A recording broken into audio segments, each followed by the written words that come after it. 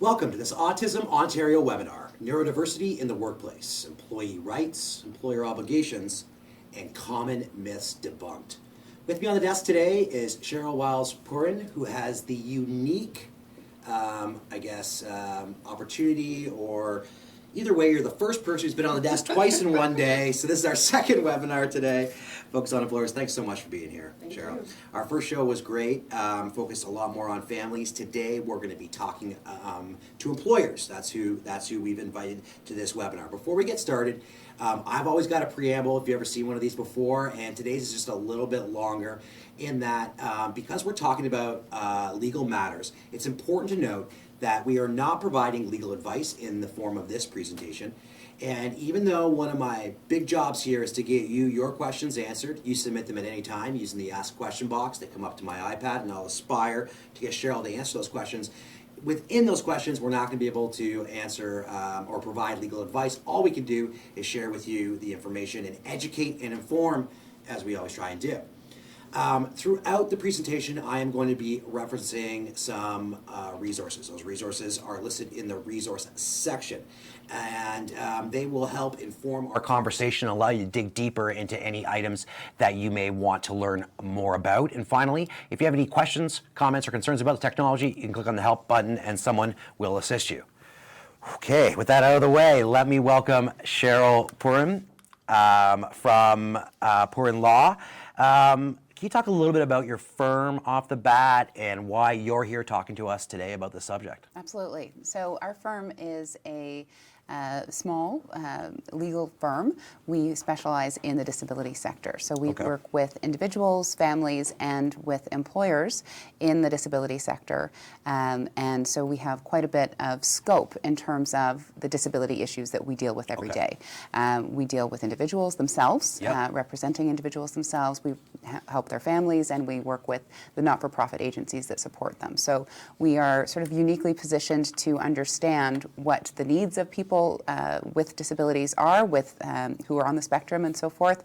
But I myself am a labor and employment lawyer. Right. So my practice is dedicated to dealing with the employment issues associated with disability and either employing or assisting employees who are on the spectrum. Right. Okay, so a lot of what my practice is working on accommodation issues, hiring practices, firing practices, unfortunately settling legal disputes related to employment concerning people with disabilities.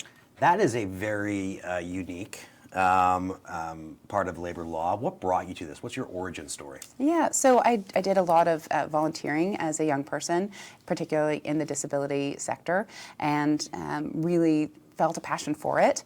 Our firm was founded by Brendan Purin, who also happens to be my husband, full disclosure, who has family members with disabilities and It'd be odd if he just had the same last name. That's right, and he has really dedicated his whole life to disability. So his practice is on the corporate side of things. He deals more with the wills and estates planning as well. We have family law lawyers in our firm, but my practice, again, is the employment issues, the labor issues that come out of disability. Okay, so we're going to be talking about a number of topics: Asd and neurodiversity, human resources law, benefits of neurodiversity in the workforce, and building an inclusive workplace. It makes sense that Autism Ontario would ask you to talk about this today, but I know there was demand for this. Why is this an important subject today, and why is there such demand for this presentation? No, I think that it is a very timely issue, and I think the reality that in our society right now in particular is that we have a serious labor shortage in this country, massive labor shortage, and people who are neurodiverse are a huge untapped labor market. The statistics show that only about 80% of people who are on the spectrum are employed, and many people who are on the spectrum could be making very valuable contributions to many workplaces. Right. So this is an untapped labor market, and I think that industry is recognizing that, but they're scared. Right?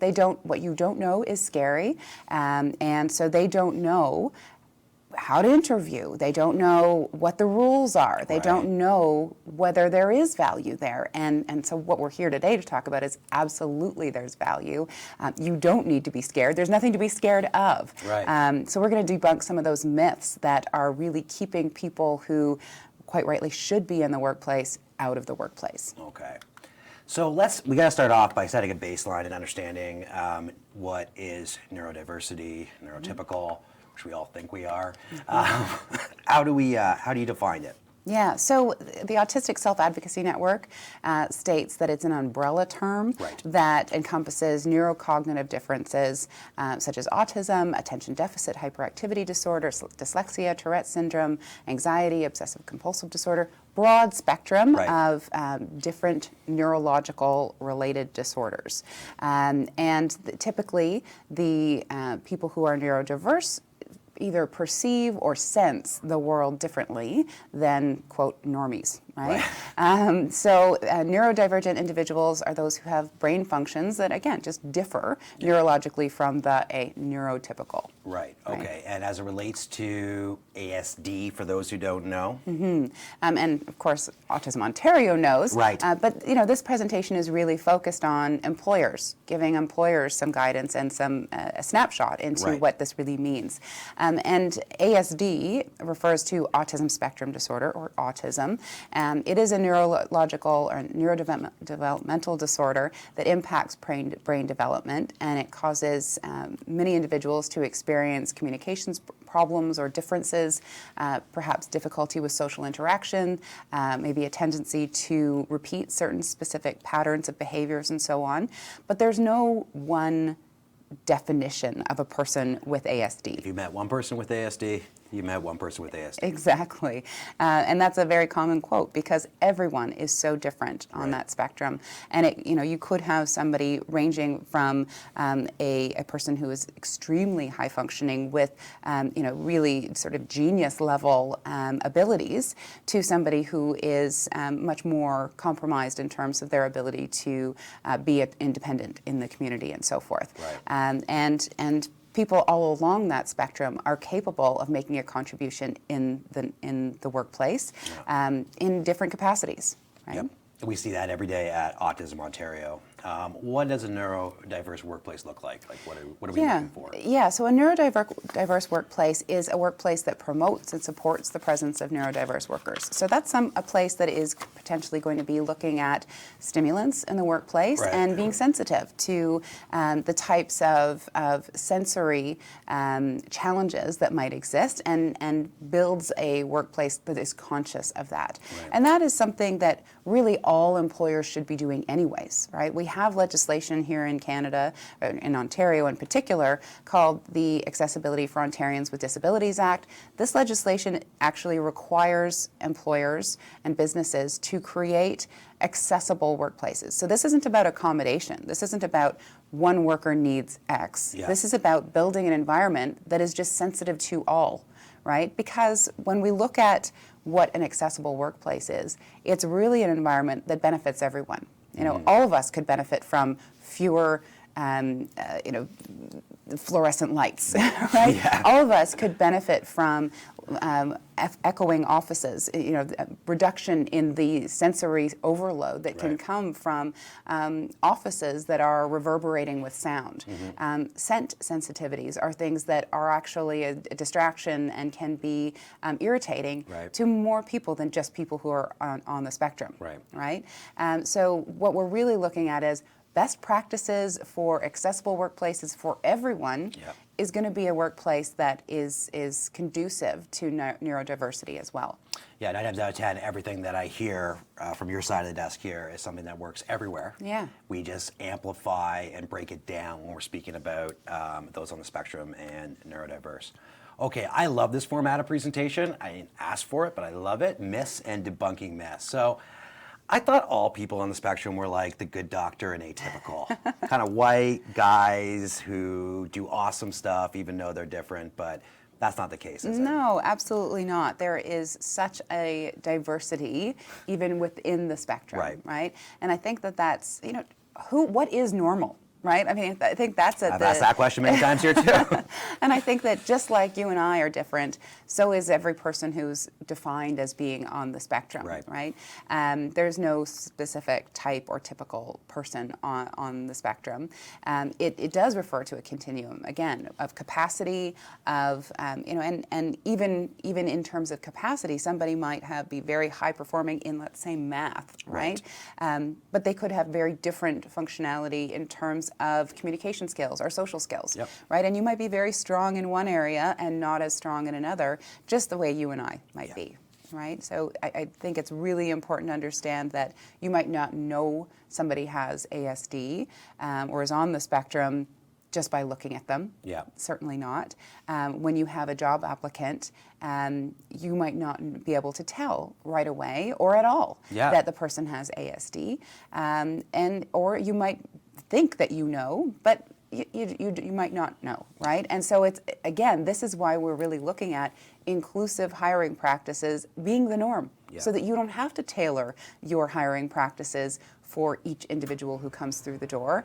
Rather, what we want to be doing is creating a system where our standard, our baseline, is accessible and inclusive. So at the Streaming Network, I've got 30 staff. There's no way I've got anyone on the spectrum in a company this small, right? The percentage of people on the spectrum is not that high. Well, actually, the prevalence of autism is certainly on the rise. When we look at the number of births every year and number of young people being diagnosed, it is increasing every year.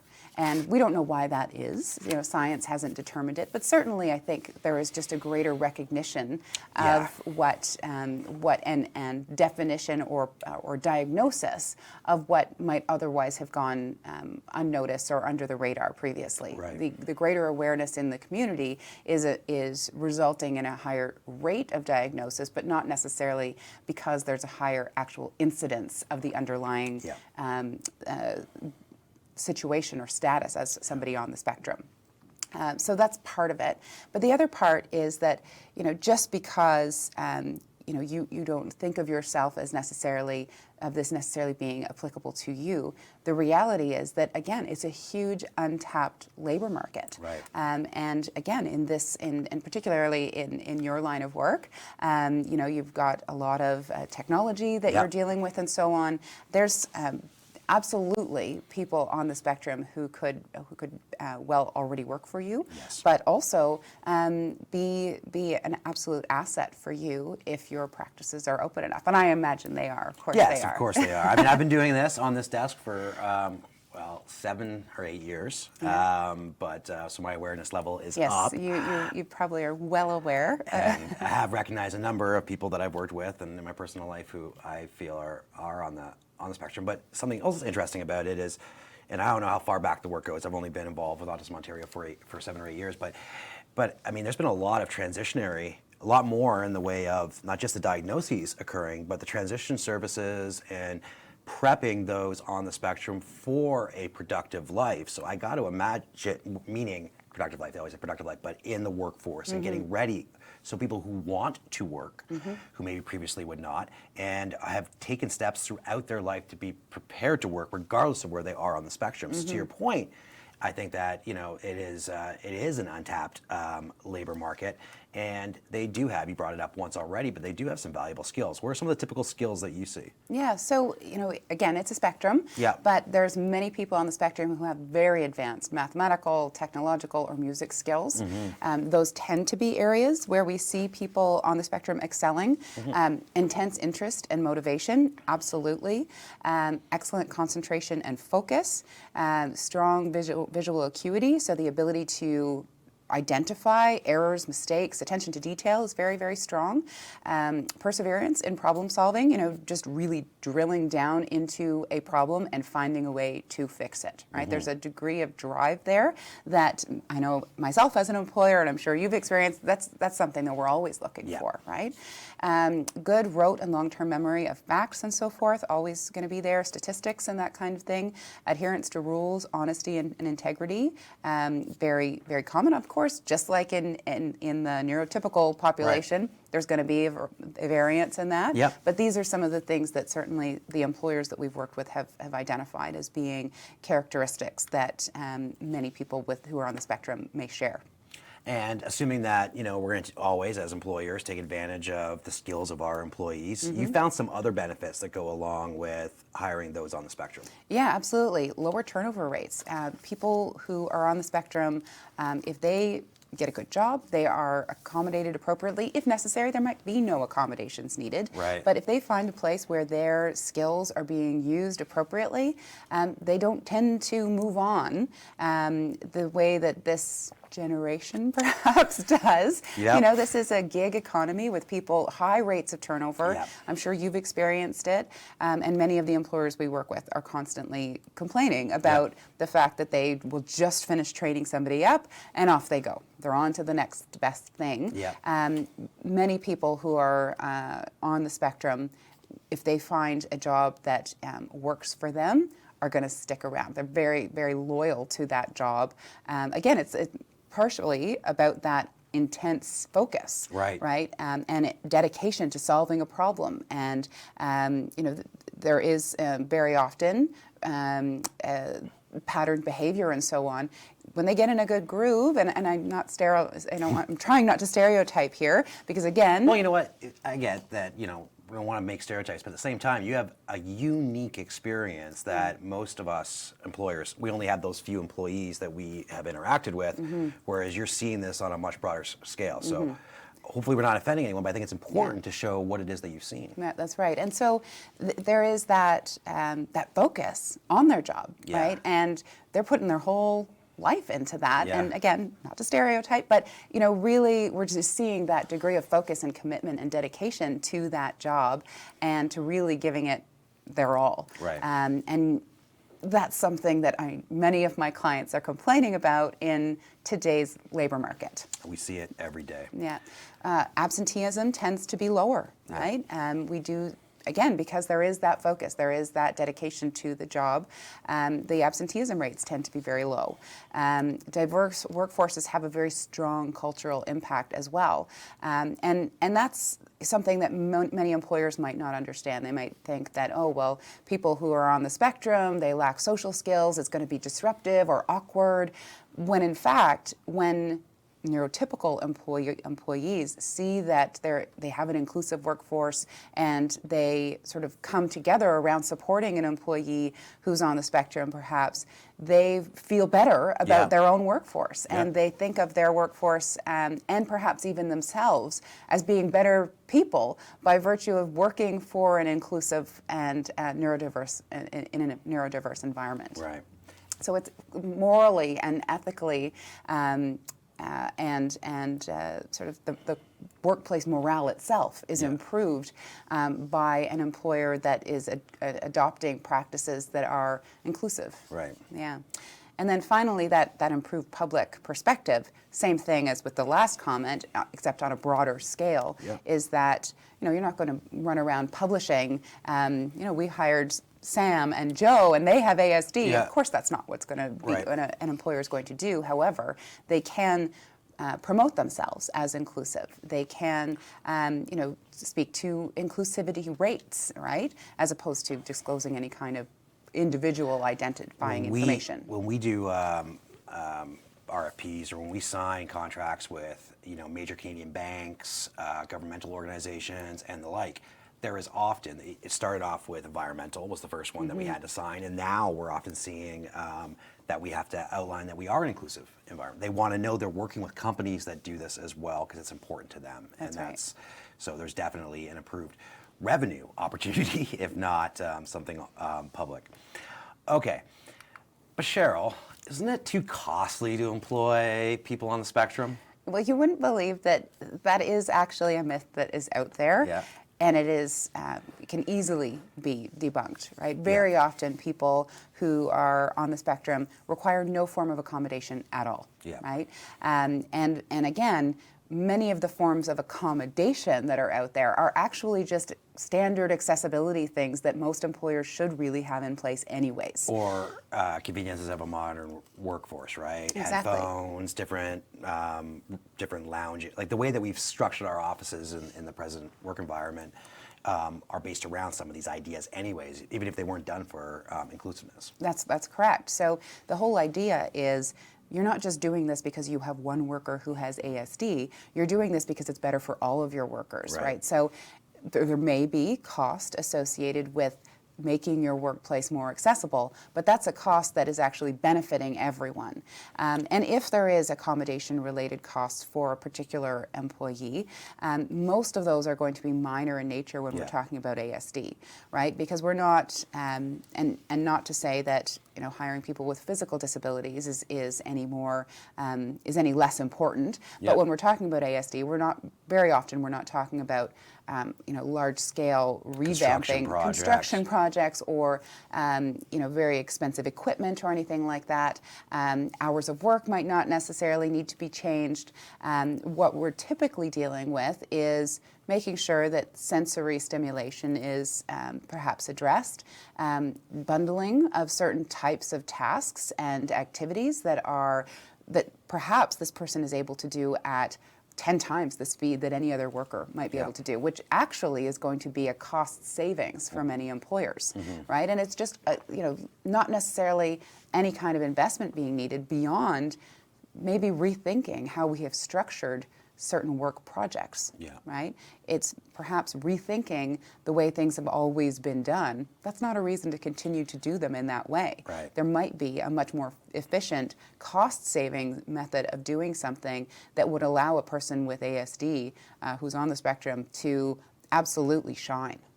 But we've always done it this way, as one of the most dangerous phrases in the English language, as we've said. And I think that we're all having to do this with, this newer generation that is the primary workforce that we're working with. A lot of things are changing from even when I started work not that long ago. You are a lawyer. We're here to talk about the law because there are some specifics, there are some black and whites here. Let's talk about HR law one-on-one and what we need to know. Okay, so most of our listeners are corporate entities. They are employers. They're going to be familiar, perhaps have an HR department. You'll be familiar with standard aspects of employment law. And all of these apply to people who are on the spectrum equally, right? So your standard entitlements under the Employment Standards Act. Many programs have existed and continue to exist for people who have disabilities or who have needs for training and that kind of thing. And so there are training opportunities for students through colleges and universities, high schools even, that are allowed to be outside of the Employment Standards Act. But that's really only if it's through an academic institution. Leaving that aside, employers really should be aware that there's no such thing really as an unpaid intern, right? That's actually a big myth that we haven't stated here to be a myth, but it is. There's lots of employers out there who think, well, this is just an intern, I don't have to actually pay this person. Well, really, under the Employment Standards Act, the only real unpaid interns can be students who are really in a co-op program, a work experience program through a high school, university, or college. And hence, advertising agencies having such a problem right now in their business.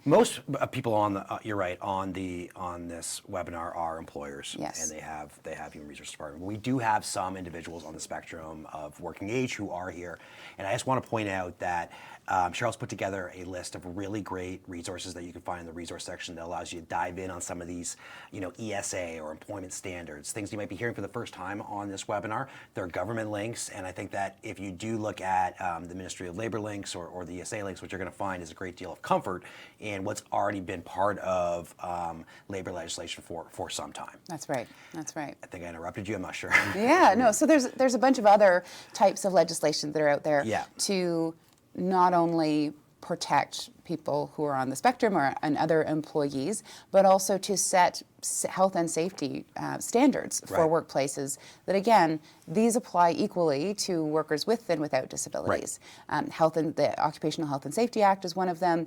minimum requirements around training, around health and safety in the workplace, around harassment and violence in the workplace. These are things that actually are statutorily required for any employee. They apply equally to employees who are on the spectrum. If you have somebody who's on the spectrum whose ability to participate in this type of training, an employer might conceive of as being perhaps too limited to participate in this type of training. And again, because this is a spectrum, there's people whose capacity is more compromised. There is options for delivering this training in a supported way. Okay. Right, so many of the employers that I work with are disability agencies, and they will have programs where they actually go through the Occupational Health and Safety Act training with the people that they support and guide them through the process, and they're more than able to complete these mandatory trainings that are done online. Nice. Very often, if people that are on the spectrum are being hired into an organization with the support of an Employment Ontario agency or with another agency that's helping them to achieve employment, they will already have done many of the Occupational Health and Safety Act mandatory trainings. They'll have a record of it. You don't have to then, as an employer, do that again. Okay. Some of these things, they last forever. Okay. Right? The accessibility legislation, we've already talked about that a bit here. That's the Accessibility for Ontarians with Disabilities Act legislation, the AODA. It's been in place since 2005, and that legislation really does require employers to already have very accessible workplace policies, even their physical environment, their information and communications, their employment practices, all should really have achieved a high degree of accessibility to date. So, this is not something new that you need to create just because you have an employee who's on the spectrum. Right. Labor law applies equally to employees who are on the spectrum. Labor law is really about union rights and so on. People with ASD are just as entitled to be in your union as any other employee, and so that's something that perhaps even your union needs to keep in mind, right? And that's certainly something that to the potential employees who are listening, they need to know that they are entitled to be part of that union and to be able to advocate for themselves with their union within an organization. Right. Human Rights Code is going to be a big one that we're focusing on today. That's really where a lot of the obligations and responsibilities that employers have related to accommodation and not having discriminatory practices comes in. That's the Ontario Human Rights Code. And then finally there's the common law, which is the law that says you're entitled to a certain amount of notice in the event of termination. That also applies equally to people who are on the spectrum, subject to whatever employment contract you have negotiated with the employee, just like you would any other employee. Right. We have an interesting question that just came in. I'm not sure if it's enough for you to answer, but we'll give it a shot. What can I do if an employee isn't cooperating in the accommodation process? That's an excellent question. And there absolutely is an obligation on employees to cooperate, right? And an employee who fails to cooperate in the accommodation process can be found to, again, have failed in their duty to accommodate and to participate, and that can frustrate the accommodation process and relieve the employer's duty to go any further in the accommodation process. Now, it's always a good idea to give the employee a very clear heads up that, look, your behavior is frustrating the accommodation process, whether it's a refusal to come in and meet, whether it's a refusal to provide medical documentation, whether it's a refusal to acknowledge or admit that there is a restriction that is limiting the employee's ability to perform the necessary tasks of their job, or that a refusal to acknowledge that there is a need for accommodation. At that point, an employer has the option of saying, well, look, this is the accommodation that we are able to offer you based on the information we have. If you don't want to accept that and you're refusing to otherwise cooperate, we're looking at there potentially being a frustration of contract or just cause or disciplinary issues at play. So certainly discipline then becomes an issue. It's just like any other thing you're dealing with an employee, right? That's right. Part of the contract. Okay, let's break it down a little bit more and get a little closer to specifically ASD and HR law, if there is anything that's, call it more focused on that. Sure. So certainly under the Human Rights Code, we know that ASD has been found to be a form of disability. Now, I know that in our sector, we don't necessarily talk about ASD as being a disability. It's just a difference. But employers should know this. But employers should know that it has been found to fall within the definition of disability for the Human Rights Code purposes. And that means that there is protections from discrimination based on ASD status or perceived ASD status. So even if a person is not technically diagnosed and an employer thinks, well, that person's demonstrating some ASD characteristics, and we're going to terminate because of those ASD characteristics, that in itself can be a grounds for discrimination. I smiled when you said that. I got to imagine that, I mean, we living in this can understand that very clearly, but for the rest, for a lot of employers, I mean, that's probably, very challenging. He or she has black or white thinking. We can't have that. I mean, it seems to me that it's important. It would be very important for employers. They got to get up in their ASD knowledge. Yes. If they're going to be able to accommodate this. Yeah, and I mean, I don't think that there is an obligation to accommodate without there being some degree of awareness, right? The question is typically, were you aware or ought you to have been aware of that the person had a disability? So very often an employer will say, well, I didn't know because they didn't ask for accommodation. And that's not just like with any other form of disability, whether it's mental health, whether it's a physical limitation, just because nobody has put up their hand and said, hey, I have ASD, look at me over here, or I need accommodation, does not mean that there is not actually a duty to accommodate. And so what that looks like is actually going to depend on the needs of the person, and that is going to require them to cooperate in that accommodation process. And I think when we look at the types of behaviors and so forth that require accommodation perhaps, the reality is that many of them will not require any form of accommodation beyond acceptance, right? And acceptance doesn't require that much. It's just a realization that just because we've done something in one particular way before doesn't mean we have to keep doing it that way. Or just because somebody is different and it feels awkward at first, perhaps, doesn't mean that any kind of accommodation is needed beyond just getting used to it. Just realizing that, hey, everybody's different, and it might feel awkward the first couple of encounters, perhaps, but that quickly can go away once you start to realize that you just have to treat a person who is on the spectrum the same way you would treat anyone else. Be open, be direct. Clear communication is going to be a really key aspect of your practices if you have somebody who's on the spectrum, just like it should be with anybody else. Right? We Canadians tend to be ultra polite and so afraid of giving offense to everyone that can be what creates the awkwardness around, when you know that you have somebody who's on the spectrum. We as Canadians are just so dang polite that we're afraid to communicate because we're afraid we're going to say something wrong. Well, the best practice is just be direct. Right? And again, that is best practice for everyone.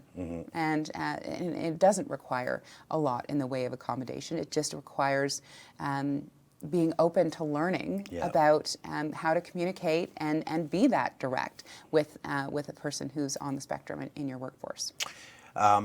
We had to bring up the fact that it's considered a disability, and one of the reasons is because of what could be perceived as discrimination. That's right. So what is discrimination in the workforce? Yeah, so discrimination can take a couple of different forms. Essentially, discrimination at its most basic is the imposition of some sort of negative consequence associated with or resulting from a person having a disability. And because we're talking about disability-specific discrimination here. So that would be, a direct, we are not going to hire you because you have ASD. Right? Or, we're not going to promote you because you have ASD, or you're not going to get the same wages as others because you have ASD. that is very direct, obvious, very clear discrimination. There's also forms of indirect discrimination. So for instance, we're going to set a standard for our employees that is going to create an unreasonable or unnecessary barrier to people with who are on the spectrum from obtaining access to the workforce. Right. So for instance, if the job that we're hiring for is a data entry position that requires no interaction with the public and so forth, and we have a person who's on the spectrum who has some social challenges, Yeah. and we require a very intensive in-person communication and interview process, and we decide, we're not going to hire this person because we didn't feel like he had a great personality fit with us. But is that in any way a requirement for the job? And so that could be potentially found to be discrimination if the person was otherwise the very best person for the job based on their advanced data entry skills or what about the idea about cultural fit? Yeah, no, and there is merit to that. Of course, employers spend huge amounts of money developing their fit, their culture within their workplace. They're trying to have collegial environment and so forth. And so, of course, when an employer is interviewing people, they're always thinking about the fit, right? But we do need to be aware of bias that we might be having against a person who might not be performing terribly well in an interview setting, right? And we should be be aware of those biases that we might have, aware of those challenges, perhaps be looking at creating interview practices and establishing interview practices that don't create or enhance those barriers. Especially when you're, we back a few slides ago, wanting to be an inclusive workforce starts with that point of how it is you're going to find and bring these people into the organization. That's right, because somebody who perhaps is struggling in an interview could still very well fit within your culture, particularly if you're trying to develop a more inclusive and diverse work culture. Right. Right? So I'm not sure if I jumped ahead here into the obligations, but we've handled direct and indirect. Yeah. And clearly harassment is, no matter what in the workforce, we got to stop. We have to prevent this. Yeah, and harassment is something that we are constantly dealing with these days. It has become a real buzzword. Yeah. Particularly a few years ago in 2016, we had this new legislation came in that prohibits discrimination and harassment in the workforce, and now requires harassment investigations and reports and all this type of thing in the workplace when a complaint comes forward, regardless of whether it's based on discriminatory grounds or not. Right. So that type of behavior is obviously something that an employer has as a duty to essentially police. And I think, for people who are on the spectrum and who are experiencing perhaps social exclusion and that kind of thing, that can be a form of harassment. And so training and establishing awareness amongst your staff, not to say, hey, that employee over there is on the spectrum. No, what we're trying to say is making sure that all employees are receiving the same training on how to be inclusive, how to approach and respond to behaviors that are different, right? What neurodiversity is, and how do we be more accepting, and how do we approach situations if we see that there is a situation brewing. That kind of advanced training, something that is just a form of accessibility, really, that would enhance and prepare your workplace to be neurodiverse, is something that you can put in place in advance to prevent there from being situations that could develop when you have a person who's on the spectrum in your workforce, and they might perceive a sense of exclusion or what have you as a form of harassment, and can result in investigations and costly practices in that way, just like it could for anyone else. That kind of training actually is not just about neurodiversity. It really is about creating more empathetic, more understanding humans in your workforce. Yeah. I think all of us could benefit from that type of training, and employers who want to develop a very healthy, psychologically healthy workforce would be doing this anyways. Right. And then finally, employers have to accommodate. Yeah. Yeah, absolutely. There's duty to accommodate, but there's limits to that, Okay. right? We do not have, generally speaking, a duty to accommodate beyond the point of undue hardship. Okay. Now, what does undue hardship mean? That's really going to be a question of the size of your organization, your financial resources, the size of your workforce, the interchangeability of your workforce, the health and safety risks associated with any form of accommodation, outside sources of funding. There might be other agencies, government-funded agencies or private agencies out there who can provide training and so on within your workforce for free. Right. Right? There's lots of resources out there that can help to mitigate those costs and therefore avoid undue hardship for you. When it comes to accommodation, there's really a number of aspects that we need to be thinking about. The first is there's a procedural obligation. So when you become aware that somebody has a need for accommodation, there's a duty to investigate. And that typically is going to mean looking at what the alternatives to the existing way in which the work is being done, and consulting with the employee about what their needs are, right? Very often we see human rights complaints in which a person or an employer is found not to have accommodated, not because they didn't do the right thing ultimately, but because they didn't engage the employee in the process. Right. So that engagement with the person is really important. And very often they will know better than anyone what they need. And it's not to say that you have to give them everything that they list, right? There's no duty to give preference. Right. It is, we can, so long as we meet the needs, we don't have to do what the employee says. Yeah. But it is important that we take into account what they have to say. Okay. The next step is to actually explore substantive accommodation. So once we've gone through the investigation process of what accommodations could exist, then we actually have to provide that form of accommodation. And it might be, having a bundling of different tasks and removing certain responsibilities and giving others, right? Where the person's strengths are really going to shine and where you're going to get the most value for your dollars, right? It might also be that we're just going to keep the lights lower in one area of the building. We're going to avoid sensory stimulation of certain kinds. And having a no scent in the workplace policy, for instance, is best practice generally. Yeah. But if we haven't gotten around to it yet, then it might be, the instigation for doing it might be that we have a person who's on the spectrum who asks for that accommodation. But again, these things are not terribly expensive.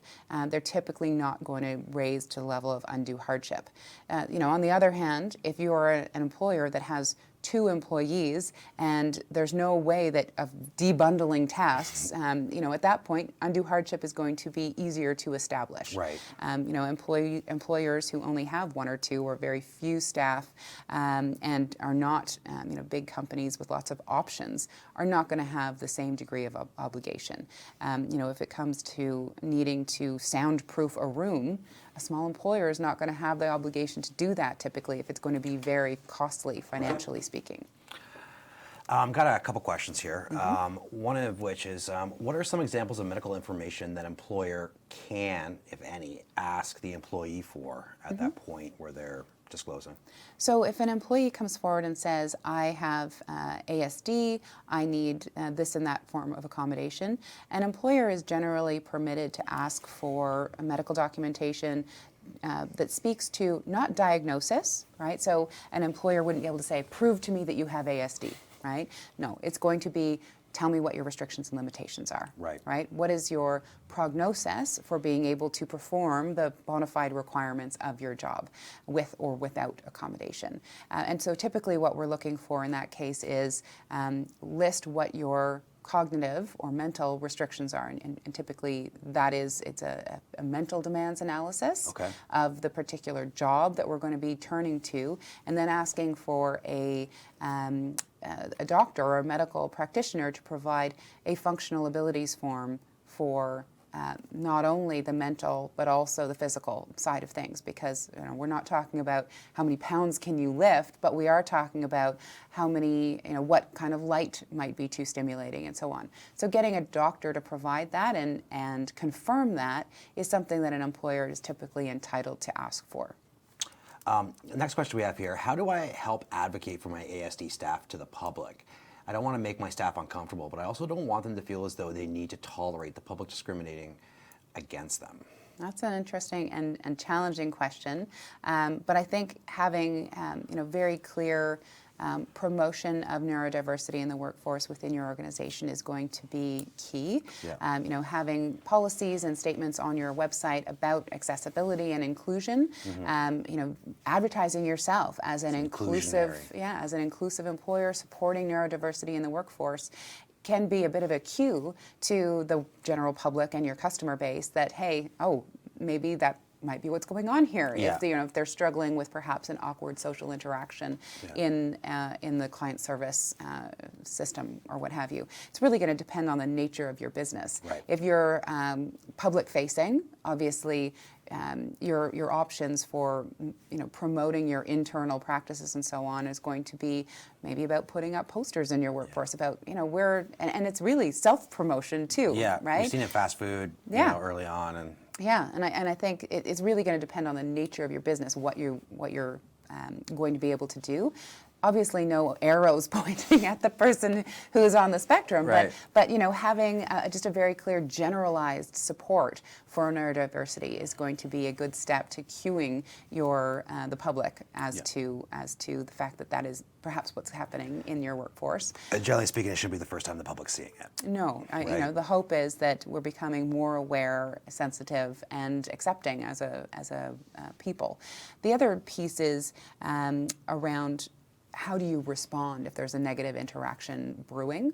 And certainly, it happens, right? If you've got a person who's on the spectrum manning the cash register at a fast food restaurant, there's always the irate customer who's frustrated with what they perceive to be perhaps a slow or confusing process or what have you. And not to say that that's the case, and not to say that it has anything to do with the employee being on the spectrum, but there's always going to be rude customers out there, unfortunately.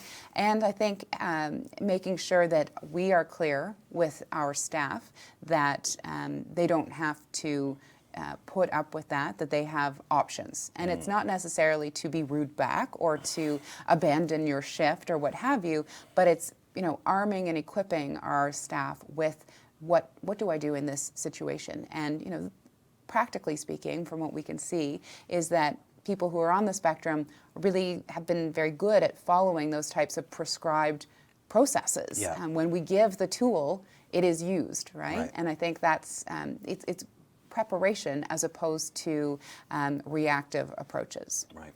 And good for all frontline staff, like all of these suggestions. It shouldn't be the frontline staff that deals with the irate customer. Bring in the manager, bring in the supervisor. Yeah.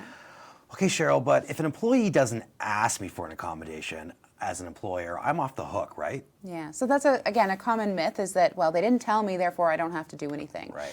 Very often the question from a human rights perspective is, did you know or ought you to have known, right? Should you have known that there was a need for accommodation?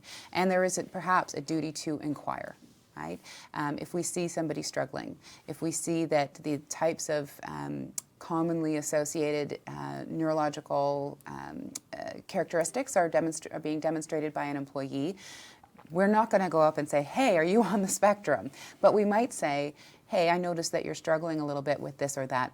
What can I do to help? Right. Is there something that we as an employer can do? Or that we're here for you. If you do need some support, you let us know, and we'll see what we can do to help you out, right? And so just extending that sort of that offer of and making the person aware that they can come forward is probably all you're going to be required to do at the outset, right? This very often comes up in the context of discipline, right? Very often an employee is facing discipline for behaviors or misconduct that's associated with a disability. And in that case, there's pretty strong case law to say if you knew or ought to have known there was a disability at play and you continue to discipline the person without thinking about, hey, is there something that we should have done that would have prevented this from happening? That's a key question to ask before going ahead and disciplining, even if the person hasn't come forward and said, hey, I need accommodation. I think there's a duty to inquire. There's a duty to say, what could we have done differently that would have prevented this from happening, or what was the real underlying cause of your conduct, where you think there might be something else going on. That is a best practice in any case, right? Well, there's lots of case law on this when it comes to addictions, lots of case law on this when it comes to mental health issues.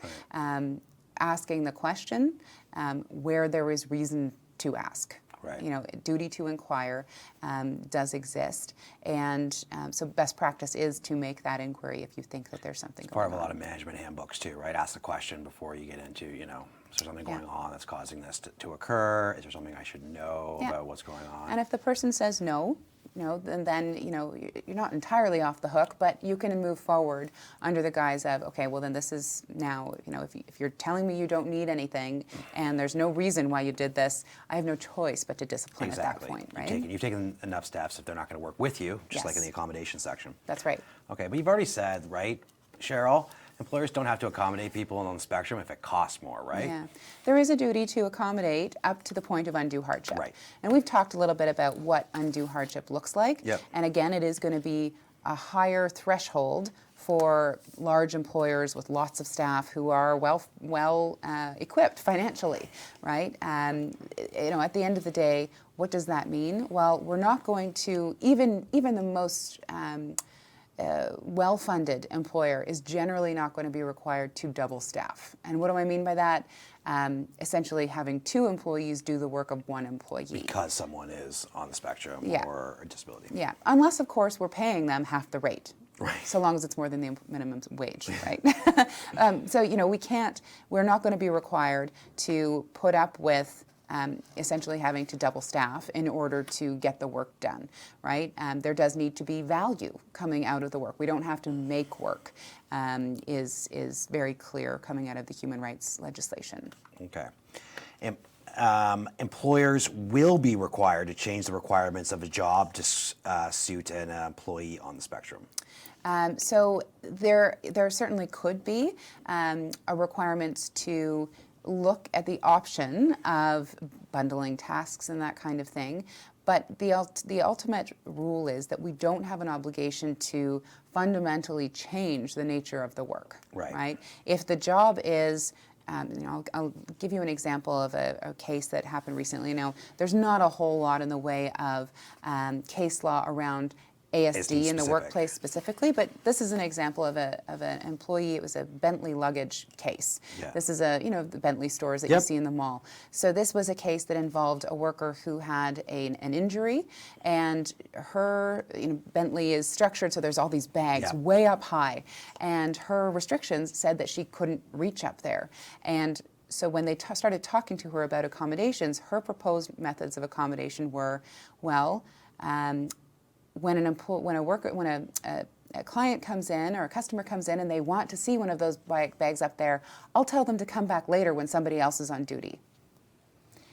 Not gonna cut it, right? And there is no obligation for an employer to essentially turn away business and come back later because the employee can't do the fundamental requirements of the job. This is a job that only could staff 1 person. The margins, the economics of the position was such that it could only budget for 1 staff on duty at a time, and as a result, the employment of this employee was ultimately terminated, and that was found to be not discrimination.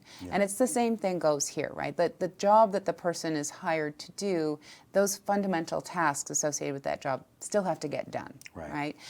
So we don't have to make work. We don't have to come up with things that we wouldn't ordinarily pay somebody to do, and give that to this worker. Right. So what are the employees' obligations in the accommodation process? They do have a duty to identify and request accommodation. If it's coming to the point where they're not able to do their job without accommodation, they do need to make that known. Yeah. We did talk about there is a duty to inquire by the employer, but that is there is some responsibility on the employee to make their needs known. Right. They do have a duty to accept reasonable accommodation, and that's not necessarily the form of accommodation that they have asked for. right? And I think that that's a common myth amongst employers is, oh, they're going to ask for this and then I have to give it to them. Well, part of this session is just, informing employers you don't have to provide perfect accommodation or even preferred accommodation. You just have to provide accommodation that is reasonable, right? That allows the person to perform the job, even if it's not in their preferred format. Just like we have, as an employer, we have to inquire, we have to work with them, they have to, at the same time, work within the business. That's right. And if they're refusing reasonable accommodation, that can, again, frustrate the accommodation process. We can actually be looking at the employment relationship breaking down at that point. Right. They do have to provide information, including information from healthcare providers when requested and when reasonable. An employer is not going to be allowed to ask for endless forms of information. They're not going to be permitted to ask for diagnostic information, right? So an employer can't say, tell me what your diagnosis is. That's a pretty fundamental rule of human resources law. But certainly they are entitled to ask for information, and employees are required to provide that information where it is necessary to really assess the accommodation needs. Employees are required to meet job standards once they've been accommodated, right? So there's not a duty on an employer to put up with subpar performance. Once you've been through this process. That's right. We are allowed to hold people to account for their performance. And then employees are required to maintain confidentiality of the process. Very often we'll see situations where employees in other settings, and not necessarily involving people who are on the spectrum, but who are going out and bad-mouthing the employer amongst the employee group, talking about the process, and that can create a whole different set of challenges for an employer. So, cooperating, keep maintaining confidentiality and so forth is going to be a fundamental of what employees are required to do in the accommodation process. Okay. I'm going to jump through the next two myths because we've handled them. Okay. So employers can't ask for medical information. Clearly we've addressed that they can, certain types, and we find that. And employers must accommodate preference. The Bentley bag, that wasn't preference, but that wasn't. But we don't have to accept their preference. It's about making accommodations that are reasonable and working collaboratively with the employee. I'm doing this, of course, because of time. Yes. Okay.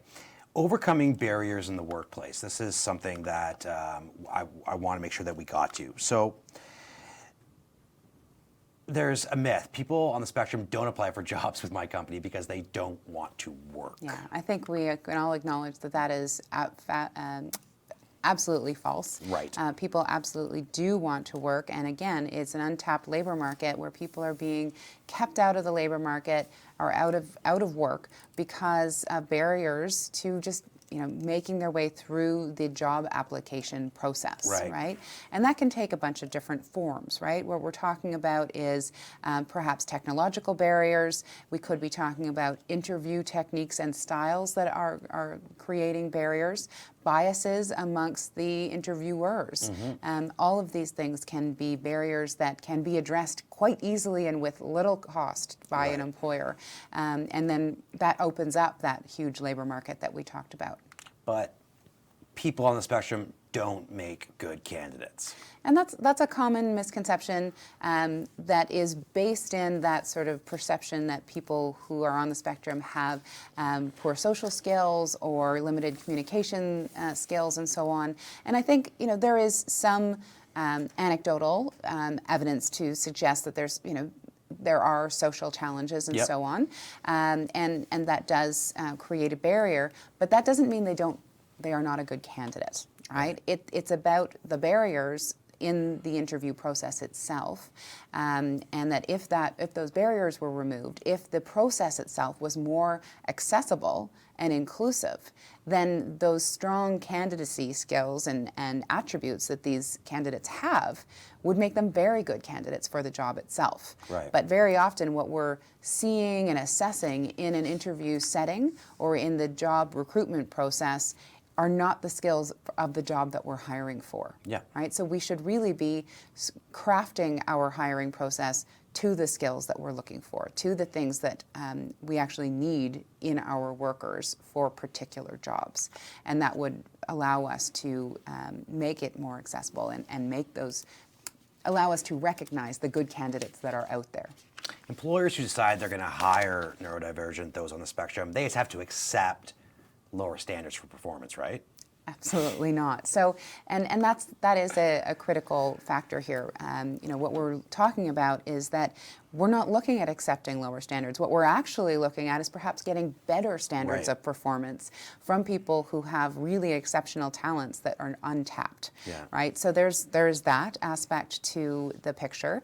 There is also the reality that there might be challenges in certain areas. And if we are able to remove the barriers, again, we're going to be able to expect the same degree of performance on those aspects of the job that are the actual requirements, Yeah. right? I think very often performance and what we're assessing performance on isn't necessarily tied to what the real job is. Right. And so if we are able to create a system when we're assessing based on the real requirements of the job, very often there's not going to be any compromise in the form of performance that we're going to receive. Right.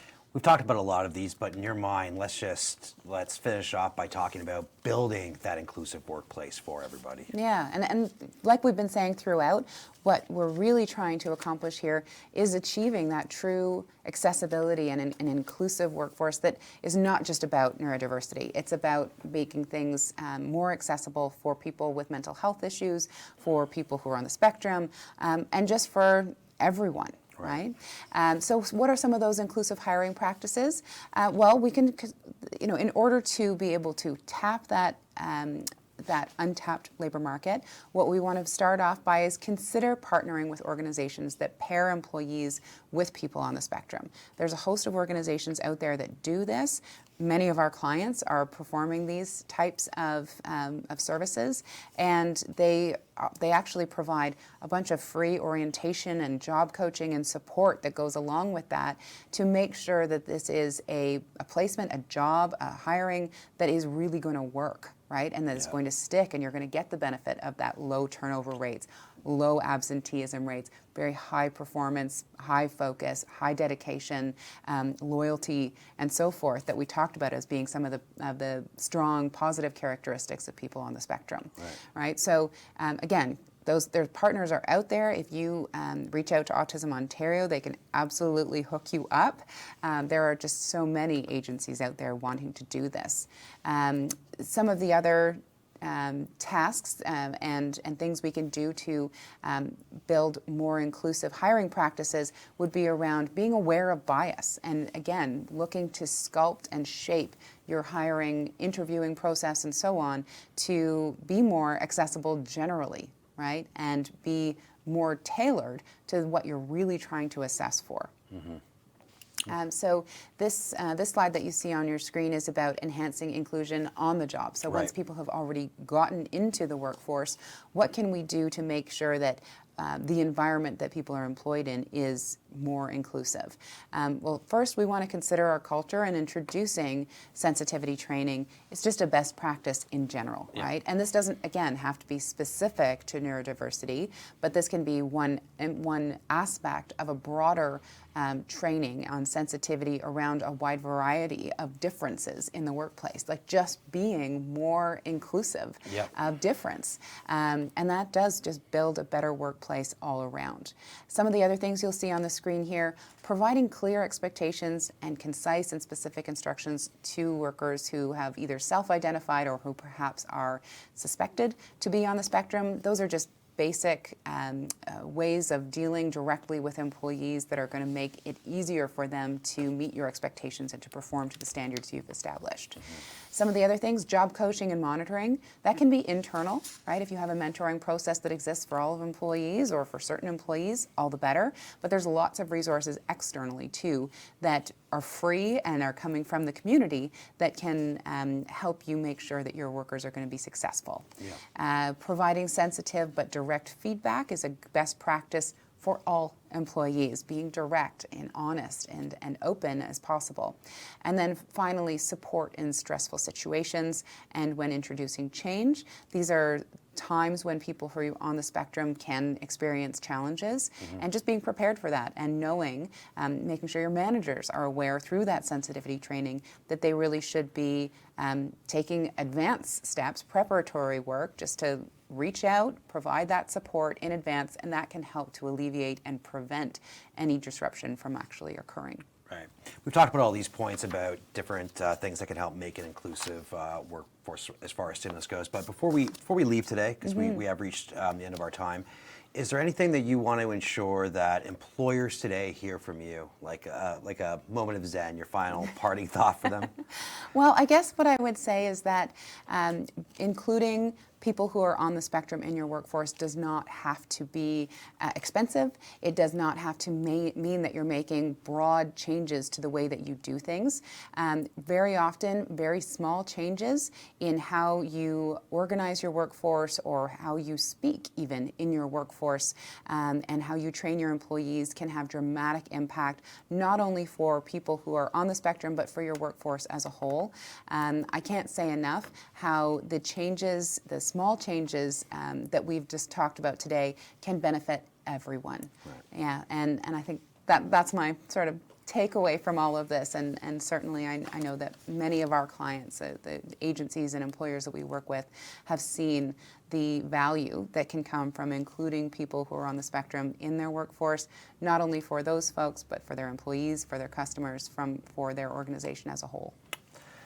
With that, thank you so much. You packed a lot of information into 1 hour. And for those of you that want to dig deeper, there is a whole series of resources in the resource section that can help you dive deeper into all of these subjects, as well as information on Cheryl's firm and the services that they offer. And of course, you can find information on this subject and anything else you're looking for at autismontario.com and learning.autismontario.com. That's all the time we have. This presentation will be archived and available on demand within the next 24 hours, so feel free to share it with friends, family, loved ones, coworkers, anyone who you think might benefit from it. The more people we have through the program, the more webinars we can put on. I am sure, based around how few questions I got answered, that we were not able to get to all of your questions today. So as always, we will aspire to get you answers, whether they be from Cheryl or from other subject matter experts following the event. And with that, I bid you adieu and look forward to seeing you on our next Autism Ontario event.